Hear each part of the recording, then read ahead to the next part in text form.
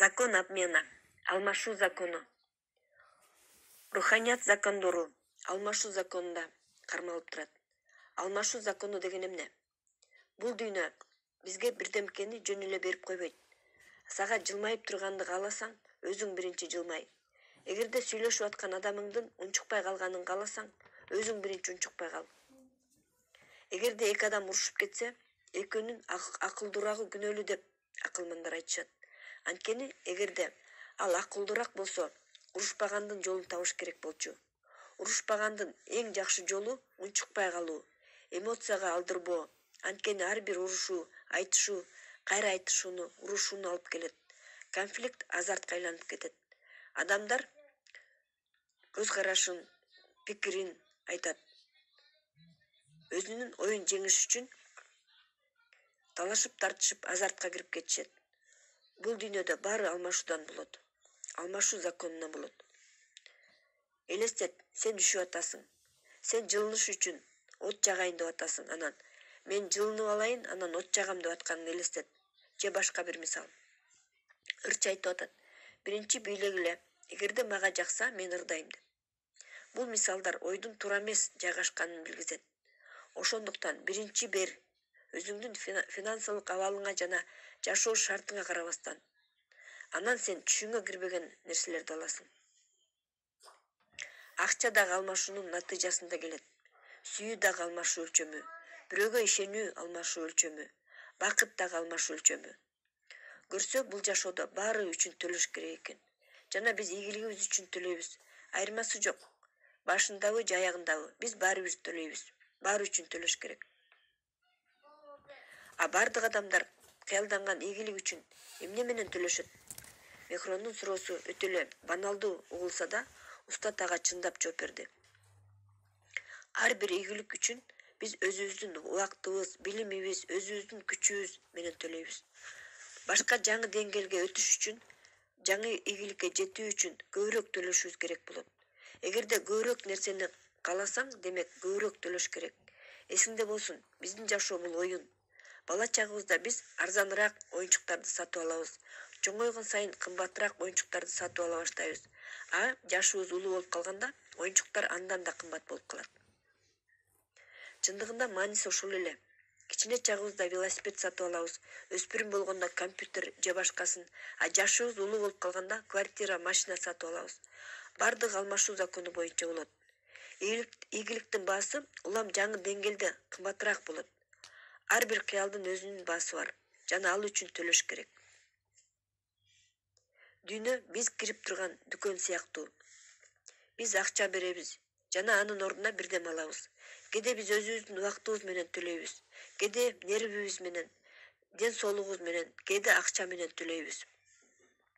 Ден соолук, убакыт, жакындарыбыздын мамилеси менен төлөгөндөн караганда, баарынан акча менен төлөгөн жеңил. Анткени аны кайра таба аласың. Бул дүйнөдө эчтеке бекер эмес. Же өзүбүз төлөйбүз, же биз үчүн бирөө төлөп берет. Ошондуктан ийгилик дагы алмашуу. Сен дагы ал үчүн эмне беришиңди ойлогонуңду каалар элем. Мындай бир көнүгүү бар. Аны эки адам жасаш керек. Досуң менен же таанышың менен. Бири-бириңерге кезек менен суроо беришиңер керек. Сен жашоодон эмне алып атасың? Мисалы, эгерде бакыт алган болсоң, айтышың керек эмне берип алганыңды. Эгер машина, үй болсо, аны дагы айт. Ал үчүн эмне кылганыңды. Жана ушундан кийин экөөңөр тең кезек менен айтып бергиле. Ошолор үчүн кимге ыраазы экениңерди эстегенде кандай ойлор келгенин. Андан кийинки суроого өткүлө. Сен жашоого эмне бересиң? Бирөөсү суроо берет, бирөөсү жооп берет. Андан кийин жыйынтык чыгаргыла. Шаарга барганда өзүңдүн досуң менен жасап көрсөң болот. Эгер сен көп алып жана аз берсең, демек абалды оңдош керек. Эсиңде болсун, руханий дүйнө аны түшүнбөйт. Ал алмашуу законунда иштейт. Руханий дүйнө мындай түшүнөт. Биринчи бересиң, андан кийин аласың. Эгер биз биринчи берсек, механикалык энергетизм иштеп, 1000 эселеп көбөйөт. Ал кандайча болот, устат? Кызыгып сурады Мехрон. Жөнөкөй эле мисал. Элестетсең, сенин алдыңда бир киши турат. Ал дагы өзүндөй эле ойлонгон, өзүнүн максатына умтулган дагы бир адамды тапты. Эми ал Экөө сенин маңдайыңда турат. Сен эмнени көрүп атасың? Сен 11 деген цифраны көрөсүң. Түшүндүңбү? Алардын күчү 10 эселеп көбөйөт. А эгер алар дагы бир пикирлеш адамды тапса, анда 111 болот. Көрдүңбү? Цифра кандай көбөйөт. Бул духовный закон. Эгер дагы бир адамды кошсоң, 1111 болот. Түшүнбөгөн адам 4 киши деп көрөт. А руханий дүйнөдө көбөйүү болот. Ушуну түшүнүү керек. Устат ар бир сөздү көңүл коюп угуп аткан Мехронду карады да сөзүн улантты. Дагы бир механизм бар. Сен ал жөнүндө ойлонгон эмессиң. $10 $100 1 менен гана айырмаланат. $100 $1000 дагы 1 менен айырмаланат. $1000 $10,000 дагы 1 менен айырмаланат. Жана башка. Эгерде бир цифрасын алып салса, жалаң нолдор калат. Кайра бирди кошуп койсоң, $10,000 болуп калат. Сен түшүндүңбү? Кептин баары нолдордо эмес, а бир санында. Бул бир саны сенсиң. Эгер бир болсо, нолдорду кошуп аласың. Бирок бир жок болсо, 100 жолу 0 жазсаң дагы 0 болуп тура берет. Эми түшүндүңбү? Руханий жактан өсүү кандай маанилүү экенин. Бардыгы сенден гана көз каранды. Жана эгерде сен $10 иштеп таба алсаң, $100 таба аласың. $100 таба алсаң, $1000 иштеп таба аласың. Эгер $1000 таба алсаң, $10,000 таба аласың. Ошентип $100,000 таба аласың. Жана $1 миллион жеткирсең болот. Бул жөнөкөй механизм. Бирок баары бир деген цифрага көз каранды экенин ойлоо эң маанилүү болуп саналат. А бир деген цифра бул сенсиң. Ушул формуланы эсиңден чыгарба. Бул руханий категория. Бирөөгө ушу жөнүндө айтып берип көр. Кептин баары нолдо эмес, бирде экенин түшүндүрүп бер. А бир бул сен же ал. Бардыгы сенден гана көз каранды. Ошондуктан ааламга бериш керек. Анан нолдор өздөрү эле кошулат. Эми алмашуу законун түшүндүңбү? Ооба, нолдор автоматтык түрдө кошулат. Кудай минтип айтат. Сен алгач уруктарды сеп, мейли башында эчтеке көрүнбөйт. Бирок сен алардын өсүп чыгарына ишенишиң керек. Мен өзүм кам көрөм. Алардын жакшы түшүм беришине. Сен багып тур, сугар. Калганы сенин ишиң эмес. Сен аларды күндө казып, карабай эле кой. Сен эс ала бер, мен баарын жасап коем. Ушул алмашуу закону. Дагы кайталайм. Кептин баары бир санында. Бир саны биз өзүбүз. Ошондуктан кээ бирлер чоң ийгиликке жетишет, а толуп турган нолдор кедей болуп калышат. Адамдын жөндөмүн, темпераментин аныктай турган гендер барго, аны корректировка кылса болобу деп сурады Мехрон. Психогенетикада кээ бир нерселер башкача түшүндүрүлөт, бирок мааниси бир эле. Мисалы, биз билебиз, адамдар өздөрүнүн сырткы келбетин ата-энесиникине окшоштурушат. Биз ата-энебизге окшош болобуз. Атамдын мурду, апамдын көзү деп. Мисалы. Бул башкысы эмес. Эсиңде болсун, жашообуздун 70% биздин ата-энебиздин аткарылбай калган кыялдарынан турат экен, 7 поколение боюнча. Анткени биз сырткы келбетти эле мурас калбастан, характерди, жүрүм-турумду, жөндөмдөрдү да мурас калганбыз. Булар биздин уруктарыбыз. Бизге генетикалык код салынган. Биз андан эч жакка кутула албайбыз. Эгер аял японка болсо мейли 20 жыл өтсүн, баары бир ал японка бойдон калат. Ал өзүнүн балдарын Япониянын менталитетине ылайык тарбиялайт. Балдары чет өлкөгө кетип, башка улуттардын салты менен жашашса дагы, алардын маңызы Япон боюнча калат. Бул илимий формула. Улуттук мүнөздүн, улуттук менталитеттин маңызы сен аркылуу мураска берилет. А карма бул илим эмес. Бул диний түшүнүк. Эмне күнөө, эмне жакшы экенин, эмнени жасашыбыз керек, эмнени жасабаш керек, эч ким түшүндүргөн эмес. Мисалы, карма бул сенин мурдагы жашооңдо жасаш керек болгон ишиң деп көпчүлүгү түшүндүрүшөт. Булар сага кайрылып келген мурунку милдеттериң. Бирок келечегиң анык боло элек. Учур чакты бактылуу кылып алсаң болот. Биз ата-энебиздин 70% кыялы менен жашайбыз. Бирок биз өзүбүздүн жашообузду жашаш үчүн өздүк өнүгүп өсүү менен ушул кодду өзгөртүп алсак болот. Жана балдарыбызга да өзүбүздүн кыялыбызды таңгуулабашыбыз керек. Ар бир баланын өзүнүн кыялы бар. Адамдарга кыялдануу эркиндигин бериш керек. Ката кетирүү эркиндигин бериш керек. Ишенип кой. Эгер биз адамга ката кетиргенге укук бербесек, ал кулга айланып калат. Түшүнүш керек. Адамдар идеалдуу эмес жана жашоо кемчиликсиз эмес. Илгерки акылмандар дагы айтышкан. Адамда ката кетирүү болот деп. Бардыгы өздүк тажрыйбадан башталат.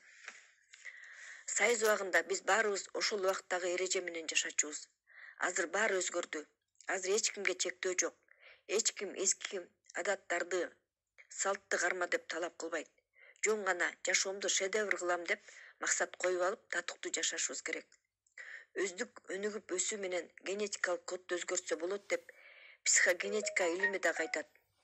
Ата-энеңдин аткарылбай калган ой-кыялдар эмес, өзүңдүн жашооңдо татыктуу жашаш үчүн.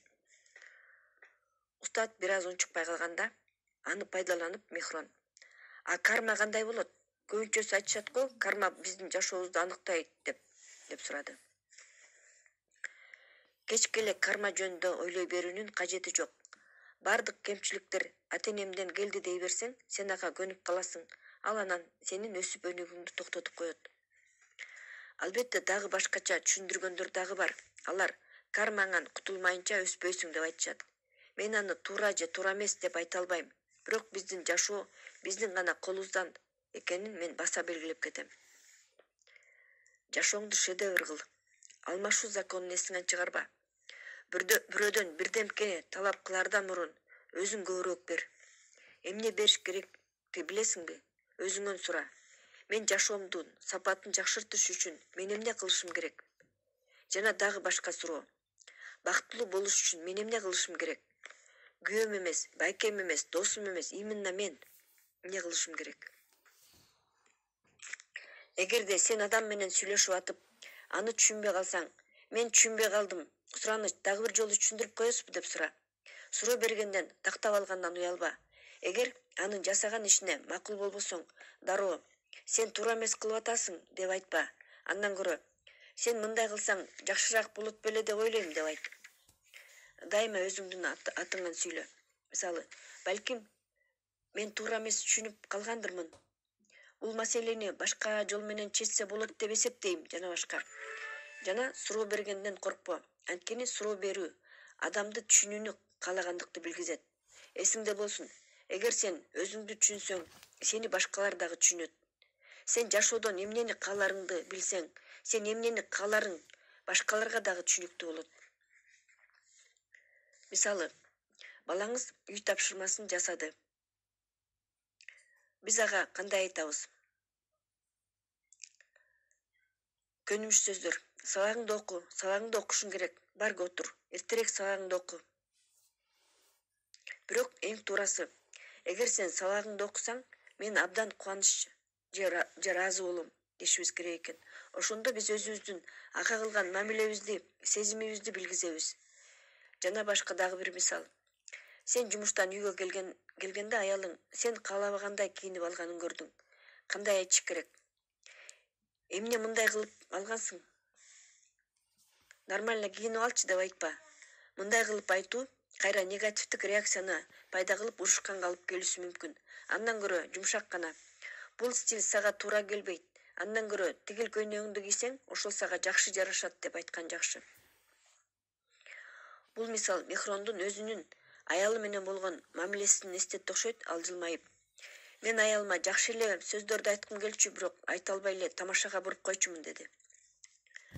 Көпчүлүк учурда адамдар өздөрүнүн жакшы сезимдерин билгизе алышпайт, өзүнүн жакшы мамилесин түшүндүрө алышпайт деп түшүндүрүп баштады устат. Алар туура эле ойлонушат, бирок ойлорун так жеткизе алышпайт. Аларга өзүнүн жакшы сезимин билгизген кыйын. Ошондуктан өзүңдүн оюңду туура билгизген үйрөнүү керек. Сүйлөгөндө өзүңдүн атыңан сүйлө. Мисалы, мен балким туура эмес түшүнгөн окшоймун. Мен балким түшүнбөй калгандырмын. Көрдүңбү? Биз эмне кааларыбызды түшүнүп баштаганда, башкалар дагы бизди жакшы түшүнүп башташат. Жашоодо ушундай моменттер болот. Биз жакын адамыбызга, жакшы көргөн адамыбызга өзүбүздүн оюбузду билдире албай коебуз. Ошентип Алар туура эмес түшүнүп алышат. Анан айта турган сөзүңдү оңдойм деп баштайсыңдагы түшүнбөстүктөр пайда болуп, проблемалар жаралып, разборкага бири-бирин күнөөлөгөнгө алып барат. Ошондуктан бүгүнтөн баштап алмашуу законун колдонуп башта жана оюңду туура билгизгенди үйрөн. Мен өзүм ушул законду колдонуп баштаганда көптөгөн кемчиликтерден арылдым. Мен эмне кылсам баары ошого жараша болот экенин, эгер мен жакшы кылсам, жашоомда жакшы жакка өзгөрөрүн түшүндүм. Эгер сен ушул закондордун баарын колдонуп баштасаң, сенин финансылык абалың, руханий дүйнөң, үй бүлөдөгү мамилелер дагы жакшырат. Ким жакшы иштерди кылса, ал адамда дайыма жакшы окуялар болуп турат.